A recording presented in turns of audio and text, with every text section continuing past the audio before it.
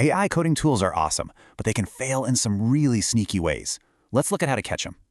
So this is Timothy. He's a junior dev, and he thinks he just crushed a tricky bug using an AI. But his senior dev, Margaret, isn't so sure. I mean, the code looked great, and every single test passed. The AI's code was super clean, it was functional. On paper, everything looked absolutely perfect.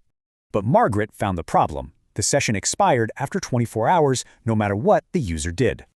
Imagine being an active user and just getting booted out. Yeah, that's a terrible experience. See, the code wasn't broken. It just didn't solve the real problem. Timothy's prompt was incomplete. He realized it's like getting perfect directions, but to the wrong place, and delivered with total confidence. An AI's confidence doesn't mean it's right for your user. It just fills in the gaps with assumptions. So Margaret breaks it down for him. AI code usually fails in one of these three ways. First up is the wrong problem. This is exactly what happened to Timothy, and it's the most common trap. Next, you can get an outdated answer.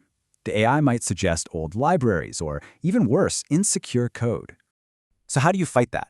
Always check the official docs, especially for security and APIs. And the third one is wild. Plausible fabrication. This is where the AI just makes stuff up that looks real. How do you catch it? Easy. Just run the code. It'll almost always crash and tell you what's wrong. But I reviewed the code. Margaret's like, okay, but what does review really mean? It's not just about if the code works. It's about if it does what the user actually needs. So here's the solution. Write down the real requirements before you even ask the AI for help. And Timothy gets it.